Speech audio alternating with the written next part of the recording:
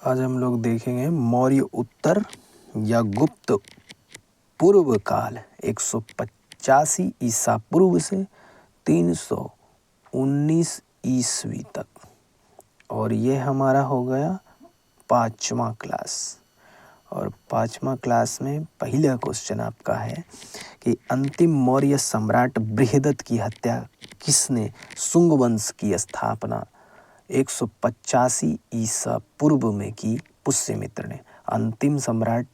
अंतिम मौर्य सम्राट बृहदत्त की हत्या कर किसने शुंग वंश की स्थापना 185 ईसा पूर्व में की? पुष्यमित्र ने। पुष्यमित्र शुंग मौर्य सम्राट बृहदत्त की राजकीय सेना में किस पद पर आसीन था? सेनापति के पद पर आसीन था। पुष्यमित्र शुंग मौर्य सम्राट बृहदत्त की राजकीय सेना में किस पद पर आसीन था? सेनापति के पद पर। कणव या काणव वंश का संस्थापक कौन था? वसुदेव था। कणव या काणव वंश का संस्थापक कौन था? वसुदेव था। सातवाहन या आंध्र सातवाहन वंश का संस्थापक कौन था? सिमुक था। सातवाहन या आंध्र सातवाहन वंश के संस्थापक कौन था? सिमुक था। नेक्स्ट है हमारा कि सातवाहनों ने पहले स्थानीय अधिकारियों के रूप में काम किया था मौर्यों के अधीन। सातवाहनों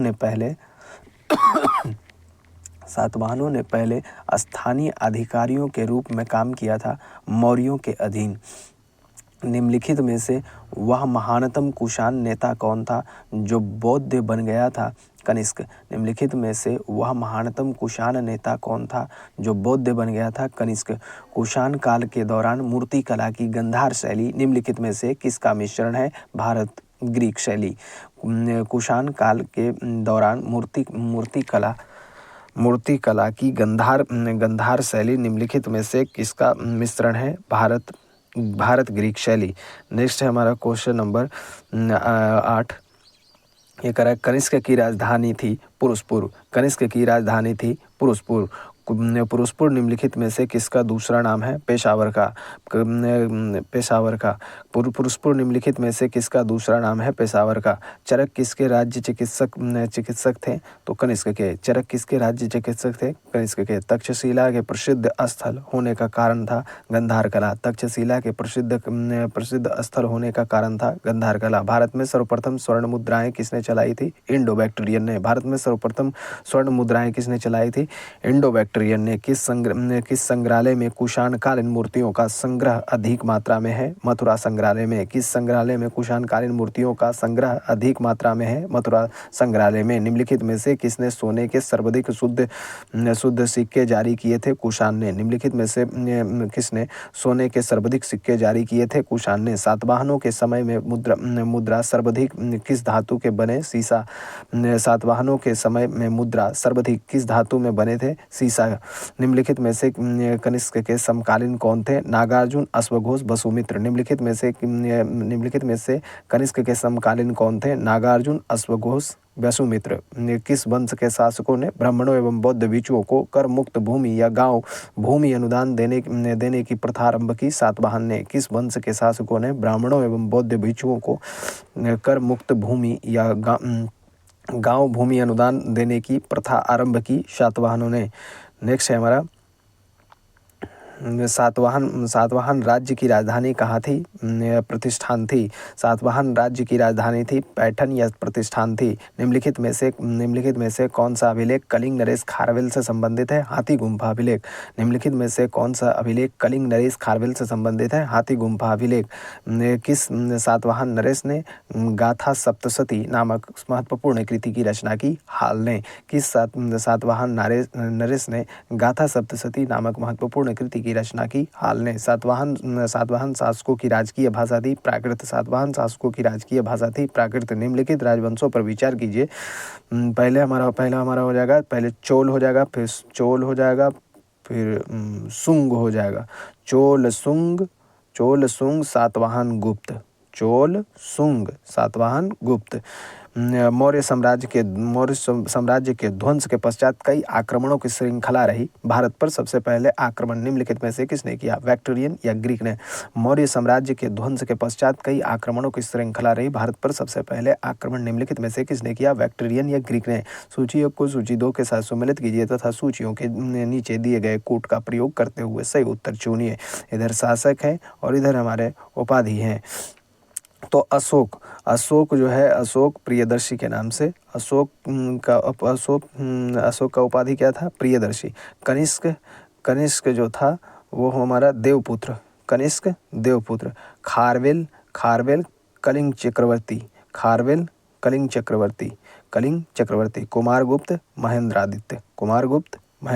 इस तरह से हमारा हो जाएगा कोट के हिसाब से डी 5 4 2 3। ठीक है। विक्रम संवत कब से प्रारंभ हुआ? 58 ईसा पूर्व में। विक्रम संवत कब आरंभ हुआ? 58 ईसा पूर्व में।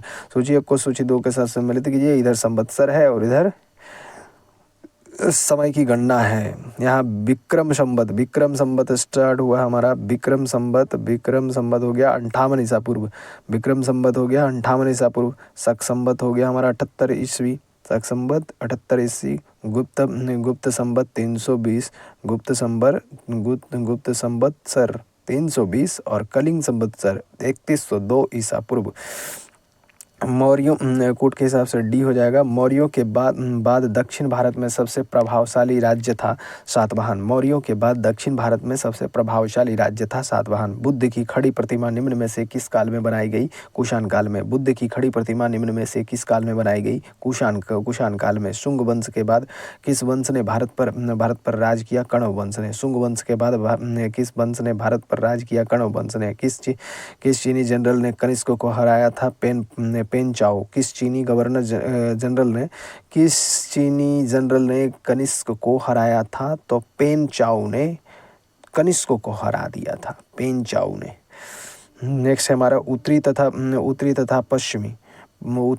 उत्तरी पश्चिमी भारत में सर्वाधिक संख्या में तांबे के सिक्कों को जारी किया था कुषाणों ने। उत्तरी पश्चिमी भारत में सर्वाधिक संख्या में तांबे के सिक्कों को जारी किया था कुषाणों ने। कथन है यहाँ कुषाण फारस की खाड़ी और लाल सागर से होकर व्यापार करते थे। कारण उसकी सुसंगठित नौसेना उच्च कोटि की थी। ए सही है, आर गलत है भैया, कारण गलत है। जो कला शैली भारतीय और ग्रीक या यूनानी शैली का सम्मिश्रण है उसे कहते हैं गंधार। जो कला शैली भारतीय और ग्रीक या यूनानी शैली का सम्मिश्रण है उसे कहते हैं गंधार। कनिष्क बौद्ध धर्म की किस शाखा का अनुयायी था जिसका प्रसार उसने मध्य एशिया व सुदूर पूर्व में किया था? महायान का। कनिष्क बौद्ध धर्म की किस शाखा का अनुयायी था जिसका प्रसार उसने मध्य एशिया व सुदूर पूर्व में किया था? महायान। कनिष्क के शासनकाल की सर्वाधिक महत्वपूर्ण घटना कौन सी थी? चतुर्थ बौद्ध संगति। कनिष्क के शासनकाल की सर्वाधिक महत्वपूर्ण घटना कौन सी थी? चतुर्थ बौद्ध संगति। प्राचीन भारत का महान व्याकरण पतंजलि किसका समकालीन था? तो पुष्यमित्र शुंग का। प्राचीन भारत का महान व्याकरण पतंजलि किसका समकालीन था? पुष्यमित्र शुंग का। सर्वप्रथम भारत में विशुद्ध संस्कृत भाषा में लंबा अभिलेख किस राजा द्वारा जारी किया गया? तो शक राजा रुद्रदमन द्वारा। सर्वप्रथम भारत में विशुद्ध संस्कृत भाषा में लंबा अभिलेख किस राजा द्वारा जारी किया गया? शक राजा रुद्रदमन द्वारा। किस राजा के शासनकाल में ईसाई धर्म प्रचारक सेंट थॉमस भारत आया? गोंदो फिरनस। किस राजा के शासनकाल में ईसाई धर्म प्रचारक सेंट थॉमस भारत आया था? गोंदो फिरनस के शासनकाल में। किस कुषाण शासक ने सर्वप्रथम स्वर्ण मुद्राएं जारी की थी? कड़फिसियस द्वितीय ने। किस कुषाण शासक ने सर्वप्रथम स्वर्ण मुद्राएं जारी की थी? कड़फिसियस द्वितीय ने। किस वंश के शासकों ने छत्र प्रणाली का प्रयोग किया? शकों ने। किस वंश के शासकों ने छत्र प्रणाली का प्रयोग किया? शकों ने। त्रतार यानी मुक्तिदाता की उपाधि किस वंश के शासकों ने धारण किया था? शक ने। त्रतार यानी मुक्तिदाता की उपाधि किस वंश के शासकों ने धारण किया था? शक ने। प्राचीन काल के भारत पर प्राचीन काल के भारत पर आक्रमणों के संबंध में कौन सही कालानुक्रम है? यूनानी पहले आए, फिर शक आए, फिर कुषाण आए। प्राचीन काल के भारत पर आक्रमणों के संबंध में कौन सा सही कालानुक्रम है? यूनानी शक कुषाण। यूनानी शक कुषाण। भारत में प्रथम बार सैनिक शासन व्यवहार में लाया गया ग्रीकों द्वारा। भारत में प्रथम बार सैनिक शासन व्यवहार में लाया गया ग्रीकों द्वारा। ईसा पूर्व दूसरी सदी के प्रारंभ में उत्तरी अफगानिस्तान में स्थापित भारत यूनानी राज्य था बैक्ट्रिया। ईसा पूर्व दूसरी सदी के प्रारंभ में उत्तरी अफगानिस्तान में स्थापित भारत यूनानी राज्य था बैक्ट्रिया। 4 धातुओं सोना, चांदी, तांबा तथा सीसा में बनने वाले सिक्के को क्या कहा जाता था? तो कारशापण कहा जाता था। कारशापन। 4 धातुओं सोना, चांदी, तांबा तथा सीसा में बनने वाले सिक्कों को क्या कहा जाता था? कारशापन कहा जाता था। सर्वप्रथम रोम के साथ किन लोगों का व्यापार प्रारंभ हुआ? तमिलों एवं चेरों का। सर्वप्रथम रोम के साथ किन लोगों का व्यापार प्रारंभ हुआ? तमिलों एवं चेरों का। नेक्स्ट है हमारा नेक्स्ट क्वेश्चन है कि मौर्य उत्तरकालीन प्रमुख बंदरगाहों में कौन असत्य है? तो कोचीन असत्य है, बाकी सारे सत्य हैं। बारबैरिकम, अरिकमेडु और बेरीगाजा यानी बड़ौच, ये उत्तरकालीन प्रमुख बंदरगाह हैं। निम्नलिखित में से किस स्थान को पेरिपल्स ऑफ द एरिथियन सी में पेडु के नाम से संबोधित किया गया है? अरिकमेडु को। निम्न में से किस स्थान को पेरिपल्स ऑफ द एरिथियन सी में पोडू के नाम से संबोधित किया गया है? अरिकमेडु को। मौर्य उत्तरकाल में किसने भारत में हिंद यूनानी राज्य की स्थापना की? डाइमेट्रियस ने। मौर्य उत्तरकाल में किसने भारत में हिंद यूनानी राज्य की स्थापना की? डाइमेट्रियस ने। निम्नलिखित में से किसने अपने जीवन के उत्तरार्ध में अपने पुत्र के हाथों में सत्या सौंपकर बौद्ध भिक्षु हो गया था? तो मिनांडर ने। निम्नलिखित में से किसने अपने जीवन के उत्तरार्ध में अपने पुत्र के हाथों राज सत्ता सौंपकर बौद्ध भिक्षु हो गया था? मिनांडर ने। कुषाणों का संबंध था चीन के यूची जनजाति से। निम्नलिखित में से कौन कनिष्क के बौद्ध होने के लिए उत्तरदायी था? अश्वघोष। निम्नलिखित में से कौन कनिष्क के बौद्ध होने के लिए उत्तरदायी था? अश्वघोष। सूची 1 को सूची 2 के साथ सम्मिलित कीजिए। यहाँ है इंडो ग्रीक हिंद यवन, शक सीथियन, पार्थो पहलव। नेक्स्ट है हमारा सूची 1 को सूची 2 के साथ सम्मिलित कीजिए। राज्य है, राजधानी है। शुंग राज्य की राजधानी विदिशा थी। और चेदी की कलिंग, सातवाहन का प्रतिष्ठान या पैठन, कुषाण का पुरुषपुर पेशावर पाकिस्तान में है। शुंग एक बार फिर से देखेंगे। शुंग जो है विदिशा, चेदी कलिंग, सातवाहन प्रतिष्ठान या पैठन, कुषाण पुरुषपुर या पेशावर। रोमन साम्राज्य के अनुसरण पर किस वंश के शासकों ने कैसर की उपाधि धारण की? कुषाण ने। रोमन साम्राज्य के अनुसरण पर किस वंश के शासकों ने कैसर की उपाधि धारण की? कुषाण। निम्नलिखित में से किसका निर्माण शुंग काल में हुआ? शुंग काल में भरहूत का स्तूप, इसका भी निर्माण हुआ। सांची स्तूप की वेदिका और तोरण द्वार, भाजा स्तूप सभी शुंग काल में निर्माण हुए हैं। सातवाहन नरेश हाल के समकालीन गुणाढ़ ने किस प्राकृत ग्रंथ की रचना की? तो बृहत कथा। सातवाहन नरेश हाल में समकालीन गुणाढ़ ने किस प्राकृत ग्रंथ की रचना की? बृहत कथा। निम्नलिखित कथनों पर विचार कीजिए। तो विचार किया कि बोध गया में शशांक ने बोधि वृक्ष को काट दिया था। नेक्स्ट है हमारा निम्नलिखित में से किस अभिलेख में चंद्रगुप्त मौर्य और अशोक दोनों का उल्लेख किया गया है? महाक्षत्रप रुद्रदमन का जूनागढ़ अभिलेख। निम्नलिखित में से किस अभिलेख में चंद्रगुप्त मौर्य और अशोक दोनों का उल्लेख किया गया है? महाक्षत्रप रुद्रदमन का जूनागढ़ अभिलेख। प्राचीन भारत में निम्न में से किस एक ने नियमित रूप से सोने के सिक्के चलाए? कुषाण ने। प्राचीन भारत में निम्न में से किस एक ने नियमित रूप से सोने के सिक्के चलाए थे? कुषाण ने। कलिंग नरेश खारवेल किस वंश से संबंधित है? चेदी वंश से। कलिंग नरेश खारवेल किस वंश से संबंधित है? चेदी वंश से। नेक्स्ट है हमारा कि प्राचीन भारत में देश की अर्थव्यवस्था में अत्यंत महत्वपूर्ण भूमिका निभाने वाली श्रेणी संगठन के संदर्भ में निम्नलिखित में से कौन सा कथन सही है? यहाँ देखिए कथन नंबर श्रेणी ही वेतन, काम करने के नियमों, मानकों और कीमतों को सुनिश्चित करती थी। श्रेणी ही वेतन काम करने के नियमों, मानकों और कीमतों को सुनिश्चित करती थी। श्रेणी का अपने सदस्यों का न्यायिक अधिकार होता था।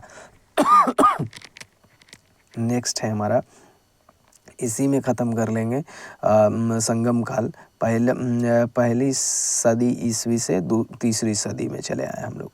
यहाँ हम लोग संगम काल में देखेंगे पहला क्वेश्चन, लाल चेर के नाम से प्रसिद्ध व चेर शासक कौन था जिसने कर्णगी यानी पतिनी के मंदिर का निर्माण कराया था? सेनगुट्टवन ने।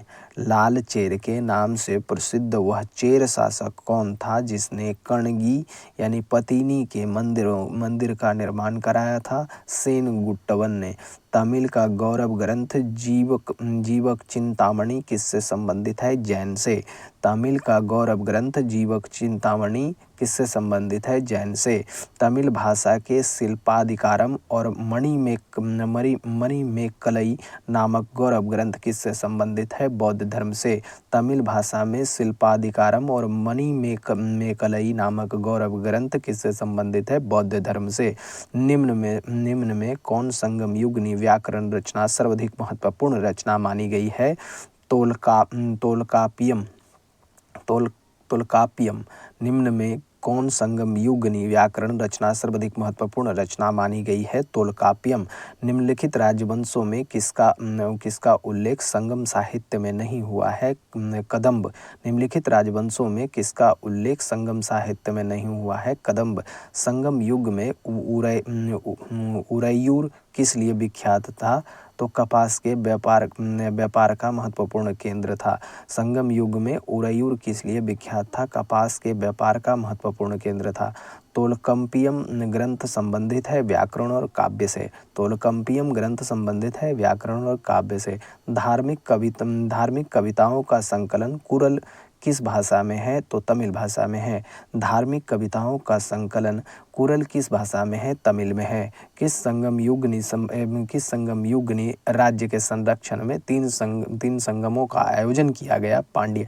किस संगम युगनी राज्य के संरक्षण में 3 संगमों का आयोजन किया गया? पांड्य।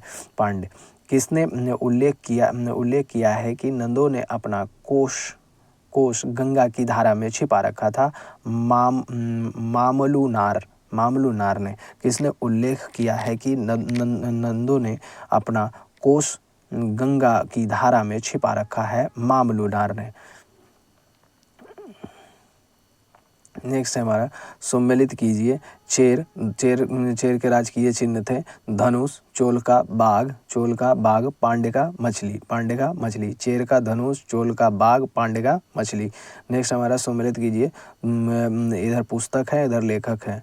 तोल्कापियम जो है तोल्कापियर लिखे हैं। तोल्कापियर लिखे हैं। शिल्पाधिकारम इलांगो आर्डिगल लिखे हैं। शिल्पाधिकारम इलांगो आर्डिगल और मणिमेकलई शीतलई सतनार ने लिखा है। मणिमेकलई शीतलई सतनार ने। जीवक चिंतामणि तिरुतक देवर जीवक चिंतामणि तिरुतक देवर ने। कोट के हिसाब से 1 2 3 4 ए हो जाएगा हमारा आंसर। सम्मिलित कीजिए। कुरिंजी हो जाएगा पहाड़ी। कुरिंजी का अर्थ है पहाड़ी। पलाई का अर्थ है मरुभूमि या निर्जन स्थल। पलाई का अर्थ है मरुभूमि या निर्जन स्थल। मुलाई का अर्थ है जंगल। मुलाई का अर्थ है जंगल। मृदुदम का अर्थ है कृषि भूमि। मृदुदम का अर्थ है कृषि भूमि। नेउल का अर्थ है तटीय प्रदेश। नेक्स्ट है हमारा कि संगम और अध्यक्ष। प्रथम संगम जो हुआ अगस्त्य। अगस्त्य अध्यक्ष कौन थे? अगस्त्य। द्वितीय संगम के समय अगस्त एवं तोलकापियर। तृतीय संगम के समय नक्किरर। नेक्स्ट है हमारा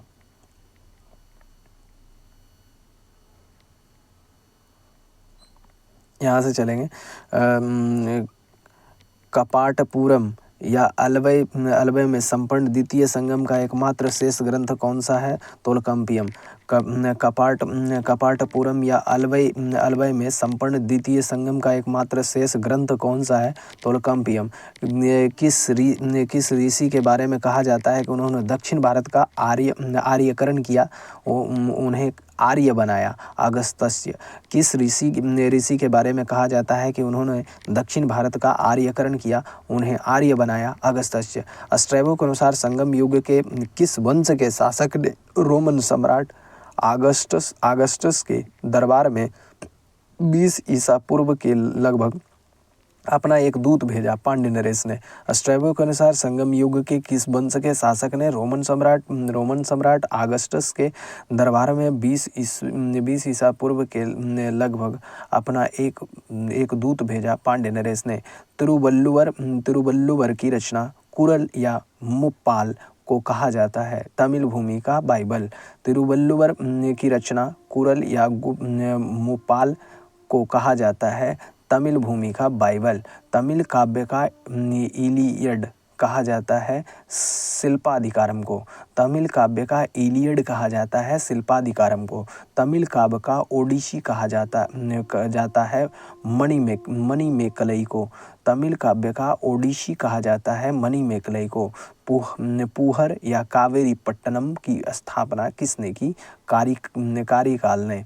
पूहर या कावेरी पट्टनम की स्थापना किसने की? कार्यकाल ने। सम्मिलित कीजिए चेर सेनगुट्टबन, चोल कारिकाल और पांड्य नेडुजेलियन। और इस हिसाब से हमारा कोट ए सही हो जाएगा। मुजरिस किस राज्य का प्रमुख बंदरगाह था? चेर। मुजरिस किस राज्य का प्रमुख बंदरगाह था? चेर। किसके संबंध में यह कहावत है कि जितनी जमीन में एक हाथी लेट सकता है उतनी जमीन में 7 आदमियों का पेट भर सकता है? कावेरी डेल्टा के लिए कहा गया है। किसके संबंध में यह कहावत है कि जितनी जमीन में हाथी लेट सकता है उतनी जमीन में 7 आदमी का पेट भर सकता है? कावेरी डेल्टा।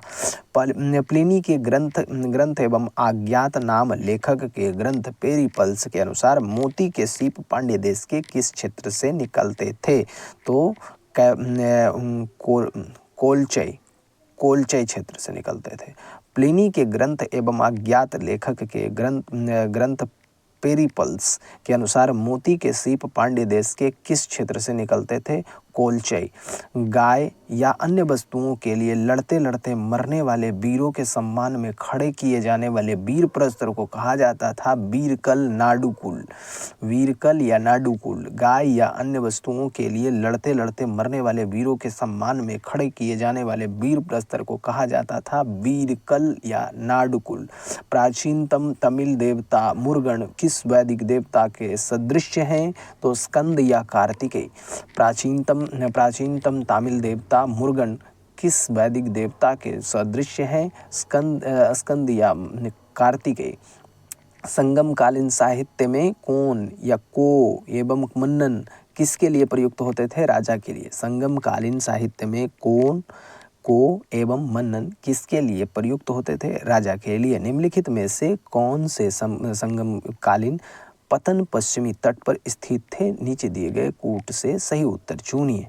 तो कौन से थे? तो हमारा तोंडी थे, तोंडी और मुसिरी थे। महाकाव्य शिल्पाधिकारम किससे संबंधित है? कथानक में जैन तत्व से। महाकाव्य शिल्पाधिकारम किससे संबंधित है? कथानक में जैन तत्व से। धन्यवाद।